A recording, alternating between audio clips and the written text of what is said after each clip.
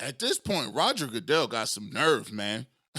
He comes out and says, it's a year. What Sue Robinson said, she gave us all of the proof, but she didn't take none of the suggestions. We'll come back and talk about it here on Locked On Browns podcast. You are Locked On Browns, your daily Cleveland Browns podcast. Part of the Locked On Podcast Network. Your team every day.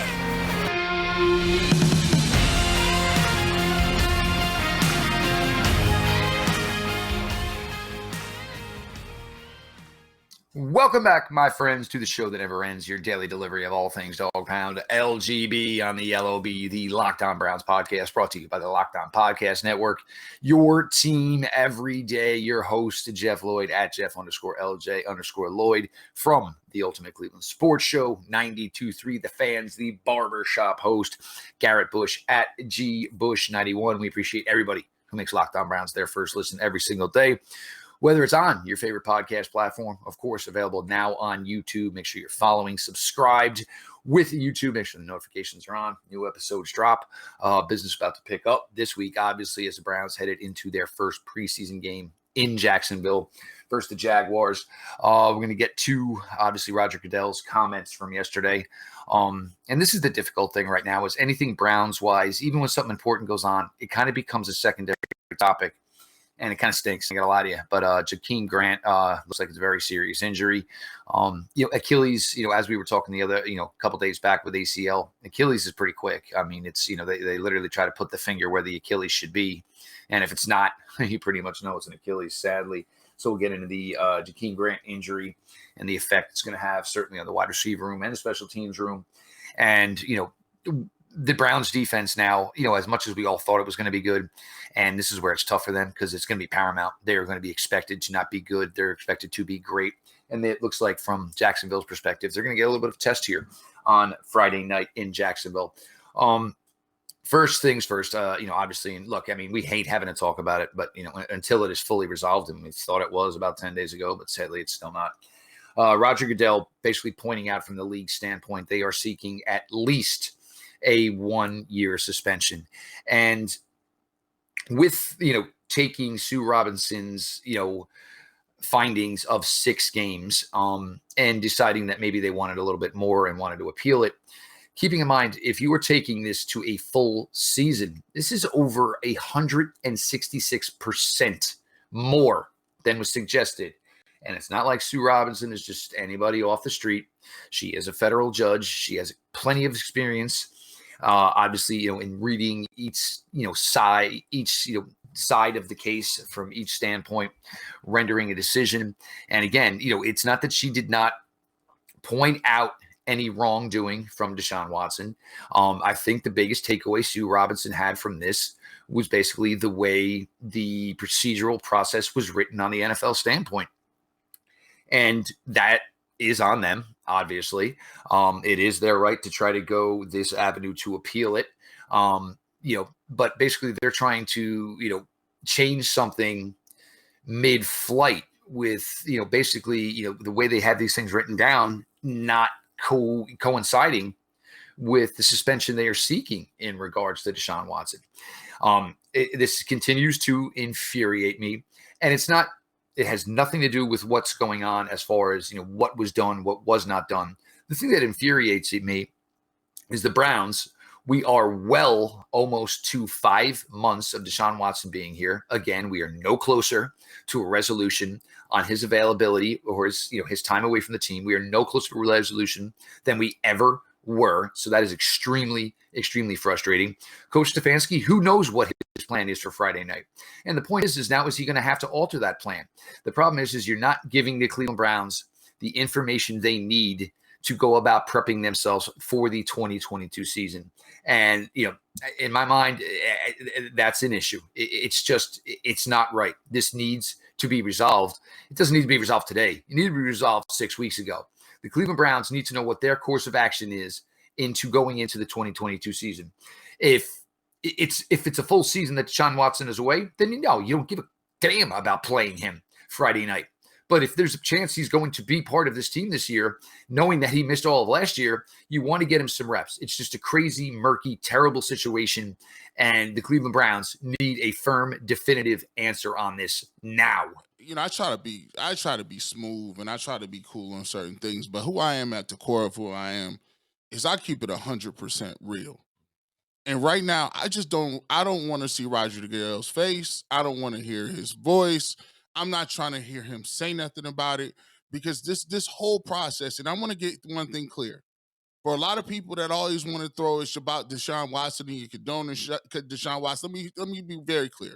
It has nothing to do with Deshaun Watson. Put that aside over here. I'm talking about the levels of hypocrisy and the levels of this kangaroo court.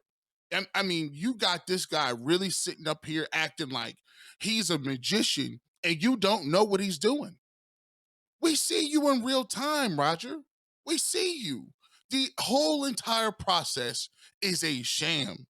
You sitting here telling me, oh, well, it was very clear what she said. Did you not take what the second part what she said? This is the part where corporations, I'm gonna just be honest with you. When you give corporations carte blanche to do what they want, they already give them antitrust laws that they're exempt to. They're already giving them tax breaks. These owners are coming in every city, demanding taxpayers' dollars up for the tune of billions of dollars. They're raising your taxes, you're paying for them stadiums, and then these people believe that they don't have to answer to anybody. They get a subpoena for Congress. I'm not showing up to that. And Roger Goodell runs this interference game like he don't care about none of that. He cares about the protection of 32 billionaires so they can keep raking money in. That's what he cares about. And at the end of the day, don't give me this thing where you think we're so like I don't understand why they think we're stupid. We're not dumb. A 12-year-old knows that this process is trash. A 13-year-old would be like, are you serious? So I'm in an argument with somebody, and if I lose the argument, or if we get a teacher to come involved, the teacher comes and says, all right, we're going to give you 2 days suspension. But the person over on that I'm arguing with, she says, no, well, I get to actually appeal it to Judy. And Judy is my friend, and then she's going to decide on what you get. Bro, it's the corniest thing in the world, and I understand what people are saying. If you sign the contract, you sign the contract. They shouldn't have signed the contract. Well, here's what I'm going to tell you. If you're going to put owners in a collective bargaining agreement and say they're held to a higher standard than players, that's a bunch of crap. Because I haven't seen the Texans just file or got done with 30 lawsuits. 30. They gave NDAs out, and we haven't heard their name once. I also say to the media, do your job. Stop looking that you're gonna get your access canceled. We're gonna get it canceled. We won't be able to come into the press room and ask the same 4 questions that they never answered. Ask him, why are you sitting here going on dying on this mountain when there's a team that just basically did the same thing and said they were listed in a lawsuit as Deshaun Watson? Once again, ain't got nothing to do with Deshaun Watson. It's the process. In this country, we have laws. This isn't Russia. I'm tired to talk about it. Go ahead, Jeff. As you can see, I think we've reached the pinnacle point here of this. And I think after 5 months, it's fair enough. 2 strong points there. Yes. Where is any mention of any possible discipline towards the Houston Texans? And the other thing is, look, this is why we are to this point, is because, and this is what makes it look the way it does. It's been 5 months. And you want to know what? You could have handled this really simply.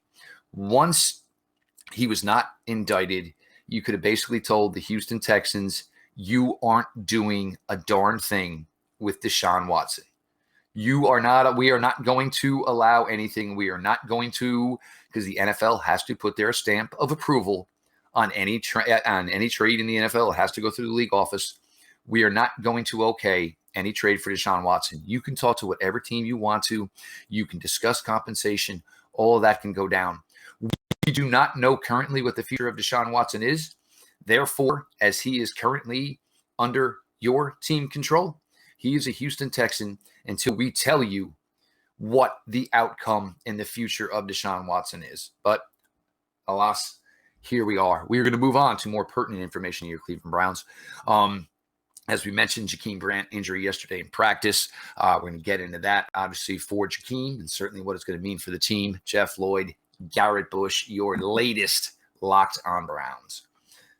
BetOnline.net is the fastest and easiest way to check in on all of your betting needs. Find all your favorite sports and events at the #1 online source for odds, lines, and games. Guys, look, NFL props are out. NFL futures are out. Bet on comeback player of the year, MVP, Super Bowl champion, whatever you need to do. Find reviews and news of every league, including MLB, the NFL, NBA, NHL, combat sports, esports, and even golf. BetOnline continues to be the top online resource for all your sports wagering information, from live in-game betting, scores, and podcasts. They have you covered. Head to BetOnline today or use your mobile device to learn more about the action happening today. BetOnline, where the game starts. Welcome back to Locked On Browns podcast. We're talking about a little bit about what's going on with the Cleveland Browns. We're going to leave all that other stuff alone and talk about some stuff that's going on in the field, because actually, maybe that's what the NFL should be known for, football. So you can go ahead and hit us up at gbush91, at Jeff_LJ_Lloyd. Continue to support us on YouTube and wherever you download your podcast. Jeff, let's get right off into this thing. Jakeem Grant looks like he is going to be done for the season. Achilles injury. I've partially torn my Achilles before. I know how debilitating this could be. Actually, I just did it probably about 8 months ago, last July or something. And you know, I hobbled up and got married and had one of the scooters with my leg up. So I understand how crazy painful that thing could be. And for the Cleveland Browns, it's just, man, you get Anthony Schwartz. David Bell has been out. You talked about Isaiah Weston is gone for the season with a torn ACL. Now you get Jakeem Grant, who's gone down. Amari Cooper's missed some time. And so from our standpoint and from the standpoint we're looking at it, at what point is this team going to have to really consider being like, okay, we're going to have to do something here. Maybe we bring in another guy. Maybe we'll see. I'm going to be anxious to watch and see who plays in that first game against the Jacksonville Jaguars in the preseason. Because to me, I already thought Anthony Schwartz was going to be hot in the 8-ball. And my thing is, too, if you're one of the fastest dudes in the league, man, like, what, you can't get on special teams for me, dog? You can't punt return, kick return? I feel he's going to have to step it up a little bit. Now, the guy that stands to make the most hay on this and to really step in and make the most, take advantage of it, is Demetric Felton. I think right now, Jeff, given the fact that you've already had Kareem Hunt actually sit out a couple of days, he knows he wants a new contract. You take a look at the receiving core, and all of those guys have missed time, all of them. 1 through 5 or 6 or whatever. Demetric Felton has not missed any time. He could play receiver. He could play running back. And now talk about that you lose Jakeem Grant. He's the #1 guy up on punt return. He probably is going to return kicks too. I think right now, you look at what Demetric Felton is going to do, you can almost pencil him in as making this team. Not only making the team, he's going to be learning multiple positions. He's going to be impactful in special teams, impactful in the backfield. And, that's how the NFL is. One guy go down, the next guy step up. Before, it was going to be kind of difficult for him to make the roster. However, you look at it, we were like, hey, all these running backs and Jerome Ford, it's going to be hard. Can the Browns keep 5 running backs? Well, it looks like Demetric Felton just stamped his ticket for 2023. But once again, I will say, though, this is a very devastating look, though. I'm going to keep it real. He's a Pro Bowler back there. He's a guy that can take the ball to the house at any time. He's a guy that you can get the ball to on gadget plays, reverses, things like that. For him to go down is tough, especially after signing that big time contract, 3-year contract with the Browns. I know when I saw it, I was kind of hurt a little bit. Jeff, what are your thoughts? Well, for Jakeem Grant, this is a guy that's kind of bounced around the league here. And, every now and then there were games where Jakeem Grant's number was called and there were just absolutely dominant performances. He had one last year with the Chicago Bears where he scored 3 touchdowns. Whether it's, used basically just as an athlete in the passing game, not a real pure route runner. It's, basically kind of, well, if you beat somebody or there's a blown coverage, we get you, hit you with the ball in the open field. And then it's like, he's like the kid in 7th grade and they're playing tag. I mean, the guy was probably never it a day in his life. So that's the type of thing they were hoping for. Mike Prefer actually even, said in quote, we were hoping he would be somebody that would transform the return game. Mike Prefer is one thing he's never had here as far as a special teams coach. He's never had that dominant, devastating return man. Demetric Felton had that role last year. Obviously, we saw what they thought about that. They went out and brought in Jakeem Grant to do that this year. Probably was going to be an opportunity for Jakeem Grant to put together maybe his best NFL season. Always an afterthought, but when you have a guy who was that electric with the ball in his hands, to be an afterthought, I mean, it's a backbreaker at times for teams because you're focused on so many other things. And then you get a player like Jakeem Grant in space with the ball in his hands. And again, it's just, he's a difficult guy to get to the ground. And for the Browns, this was an insurance policy for Anthony Schwartz, David Bell, if these young guys don't hit the ground running. He has some experience. He has shown that he can prove. He has shown that he can put up some production if given an opportunity. For Demetric Felton, this is a huge, obviously, opportunity. This was a guy who was probably hovering somewhere around, 53, 54, 55 as far as the final Browns roster. Right now, he looks to be your number one return man. There was some success last year, and you try to figure out, it's very difficult to translate return ability as far as in the scheme of with the offense. But if there's one way to do that, it's to, you can look at a guy on maybe some bubble screens. Demetric Felton's 2 touchdowns last year, what were they on? They were on bubble screens, getting a guy in space, allowing him to set up his blockers, and seeing how many yards he can get, ultimately what he can do with the ball in his hands. Week 2 against the Texans, took 140 yards to the house. Obviously a 10-yard one to close out the season against the Cincinnati Bengals. And for Felton, let's see how he performs here, because now he maybe doesn't have to perform with so much pressure on him here in August with this happening to Jakeem Grant. So maybe he can come back, be a little more lax and just a little bit more, just let it come to him, as opposed to saying, this might be my one opportunity today and I've got to make the most of it because they already signed Jakeem Grant to basically take my job. So for Felton, it's interesting. And of course, listed most likely as a 5th running back. We figured 6th, 7th, 8th wide receiver.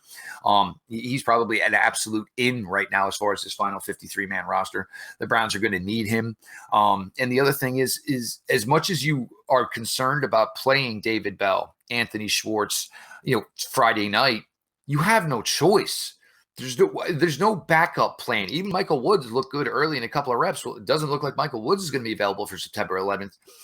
This is key, and this is paramount, because you need David Bell and you need Anthony Schwartz to show you something, and Demetric Felton to show you something Friday night.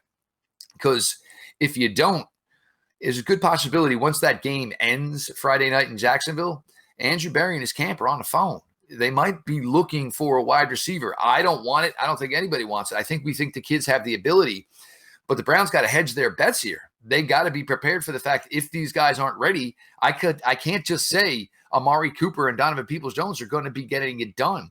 We've already seen the Browns are going to move away from the fullback position. They want to go more wide receiver, more tight end. Of course, that's something Coach Stefanski is not going to go away from. But it's a really, really difficult spot. It sucks for Jakeem Grant. I just absolutely hate it for him. I thought it was going to be really, really fun. I think the Browns fans would have gotten to see something like they fell in love with years ago with all the, Josh Cribbs and everything he was able to do from this team from a return standpoint. This is a tough blow, and this is the last thing this Browns team needed right now, Garrett.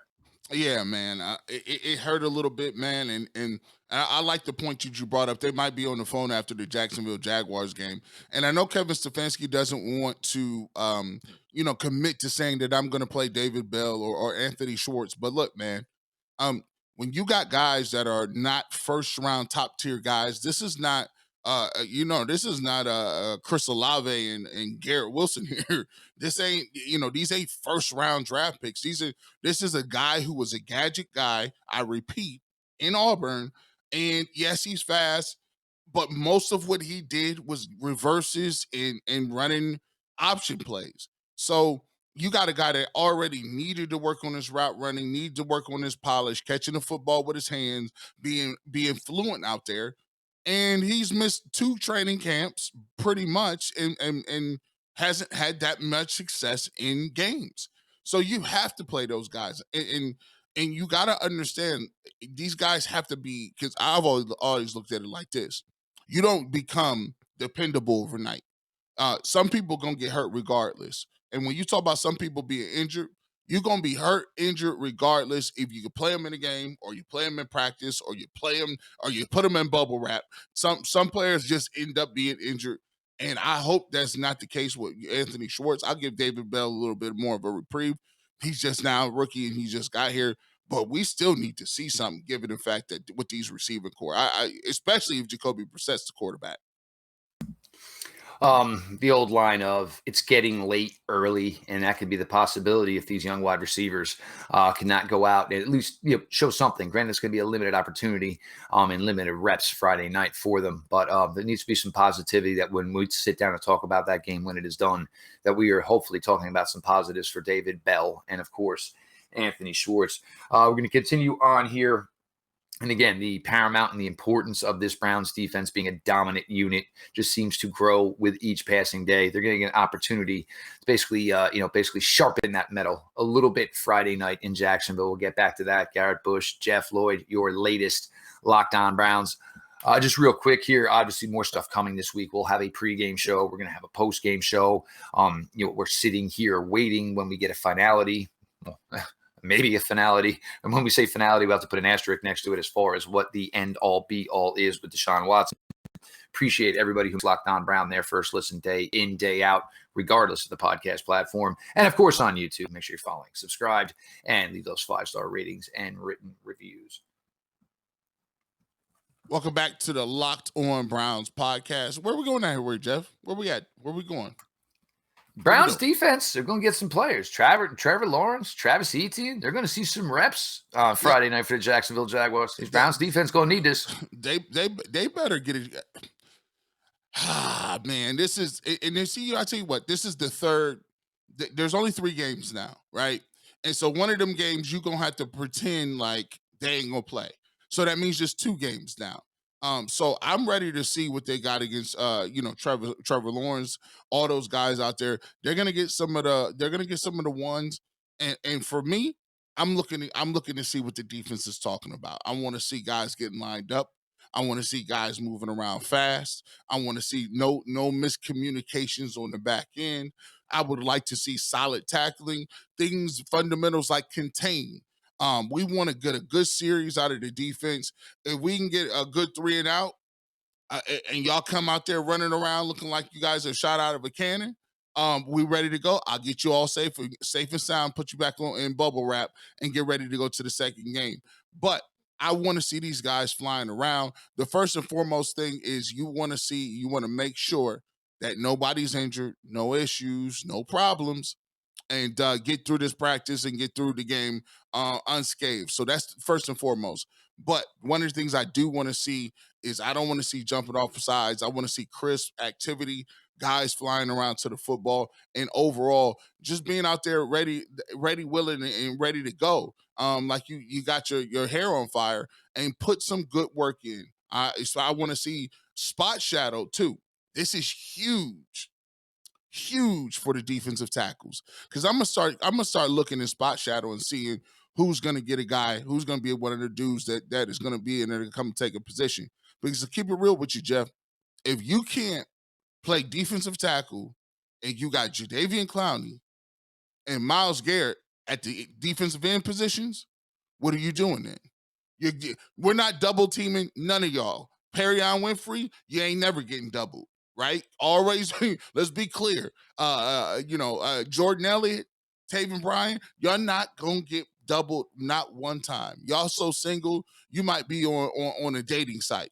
You singled up every single time. What you need to be doing is dominating, getting upfield, and at least causing some commotion. So when I'm looking at it, I'm looking at two different people. I always spot shadow a couple dudes on the defense. First and foremost, I'm looking at Perion Winfrey, right? I want to see if we can elevate him and get him in as a starter immediately, to see if he could take that position. Because on talent, he's supposed to already had this position. On talent alone, Perion Winfrey should be a starting defensive tackle on this team. Second of all, I'm looking at Phillips. I'm looking at Phillips in the middle. I tell you what, I was pleasantly surprised at practice. He was moving around. I mean, when you talk about speed, his speed and JOK speed really jump off the chart for you. Like it's like, who are those guys? These dudes is playing at a different level of speed. So I'm interested in seeing him. So those are the two guys on defense that I'm interested in seeing. What are your thoughts on the defense against Jacksonville? First things first, and Garrett, you were a defensive player. What is the most exciting thing about once you get to hit people that you don't care about? Yeah. And that is the one difficult thing with camp is, and look, there's always those one or two guys that, cannot differentiate between teammate and opponent. And, that's always what leads to the fisticuffs and the brouhahas of any training camp. And there's always one or two of them. There's no doubt about it. It's usually like a left guard. And it's usually a linebacker is the one who cannot separate himself from understanding that he's not supposed to light up his own starting running back. So when you now get the opportunity to go against guys who are not your teammates and the opportunity to go full bore, this is good and really good for the Browns that Trevor Lawrence is going to play in this game. Travis Etienne, I'm not sure how it's going to work out in the wide receiver room for the Jaguars. It looks like a couple of their best wide receivers are a little dinged up right now and probably will not be a part of this Friday night. But this defense needs to hopefully get as many real reps against real competition as possible. And again, this is in no way a knock on this defense. We think this defense is going to be great. This defense has to be elite coming out of the box. The longer and longer this goes on, obviously it looks more and more like Deshaun Watson is going to be away from this franchise, probably longer than 6 games. So this defense has to be stout, and it's going to have to be about pass rush. It is going to have to be about cleanliness on the defensive side of the ball. Like Garrett said, there is no jumping off sides. There is no holding. There is no, pass interference. And you need to create turnovers. If this thing is going to go right in 2022, it is going to be about the defense. This defense has to be top notch. It is there. The potential for this defense to be just that is there. You have John Johnson III. You have Grant Delpit. You have Ronnie Harrison. Richard LeCount looks like he shook off his rookie year kind of went like a freshman away from home from the first time, but it looks like Richard LeCount has got himself more acclimated, more understanding what is needed of him, what is expected of him in that secondary. The cornerback room, we know, and it's been fantastic. We haven't even had Denzel Ward on the field yet. The linebacker room, look, if Garrett will talk about Jacob Phillips, he's doing me a favor because you guys know how much time I have spent on Jacob Phillips over the last couple of years. Again, you watch those LSU tapes from the year they won the championship. Everybody fell in love with Patrick Queen, but meanwhile, it was Jacob Phillips making twice as many plays as Patrick Queen. Patrick Queen was making the splash plays. Jacob Phillips was doing the man's work on that defense. Perion Winfrey, Tommy Togiai, it's key. It's really key. Perion Winfrey can be a pass rusher on the interior. Tommy Togiai, we are looking for him to be a stout run defender. And no, that does not mean a lot of statistical output, but that means that Tommy Togiai is at the line of scrimmage or 1 yard into the backfield. He's not getting pushed 3 yards. If he can get penetration, guess what? Jeremiah Cormoa, Anthony Walker, Jacob Phillips, these guys can run for days and tackle anybody when they need to. The importance, the paramount of this defense, and it really behooves the Browns. This is probably the first break they've gotten in a while, is that they're going to go against NFL starters in their first preseason game to basically sharpen the razor a little bit. Hey, excited just to be, let's get to the football, let's get to these games. All of the prognosticating was basically, we talk about tabloids. We're talking about who's going to be playing. Do we need to make a trade? How many picks can we get for Baker? Is he still on it? Nah, man, it's time to talk about, it's a lot of y'all cats, man. You might, get your nose in your playbooks. So a lot of guys out there that love all the tabloids, but y'all don't be breaking down nothing that be happening on the field. That's why you need the Locked On Browns podcast. That's what me and Jeff do preferably. And guess what? Friday is going to be the start of a beautiful relationship. And for you Browns fans, I feel bad for you. There should be conversations we're having right now about third linebacker, fourth cornerback, third safety. And because nobody knows this, there's such an uncertainty over this situation that is really taking away which should be some really, really good football banter right now. And this is what aggravates me the most about this process. Get the decision done. Get it handled. Get it final. At this point, I honestly, truly don't care what it is because we are not allowed to truly do what this job should be right now. And is literally analyzing 90 players that are in Browns camp. But yet we have to devote 1/3 of every show every single day to somebody who at least is going to miss a third of the 2022 season, if not more. I hate it for you guys. You know this drives me crazy because, I will sit here and analyze who's going to be the second punt returner now after Demetric Felton, but we just don't have the time to do it. But we got a ton coming for you this week. Of course, first game week. I am excited about this, and it'll be nice to block out for 3 hours and just watch the Cleveland Browns as they are currently structured. Deshaun Watson, whatever it is, but to watch the Browns for 3 hours. So we're going to, obviously, give you guys our absolute best this week. He is Garrett Bush, part of the Ultimate Cleveland Sports Show, 11 to 1, Monday through Friday on YouTube. Guys over there just absolutely crushing it. The growth of that show is just absolutely going to fly off the charts. Look, you guys love your Cavaliers. You love your Guardians. But we all know what the favorite child is in the Cleveland sports fan base house. Right.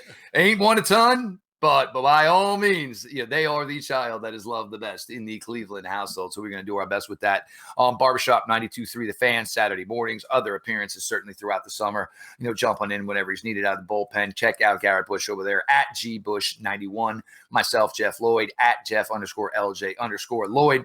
Show itself at Locked On Browns. Follow back account. DMs are open. Questions, ideas. You just want to chat, feel free to hit me up. We're going to give you a ton of coverage this week. We'll probably give you a little bit more extra than we are required to do, but we're geeked up. It's game week. These, things to do, things to talk about. We'll get more in depth about what we're hoping to see here from the Browns going into this game, before we get to it. And then, of course, trying to pop on right after it's over and give you all our thoughts on everything that went down. We appreciated all of you who make Locked On Browns your first listen every single day, whether it is on your favorite podcast platform or, of course, now on YouTube. Make sure you're following, subscribe to Locked On Browns, leave those 5-star rating, written reviews on YouTube. Make sure your notifications are on.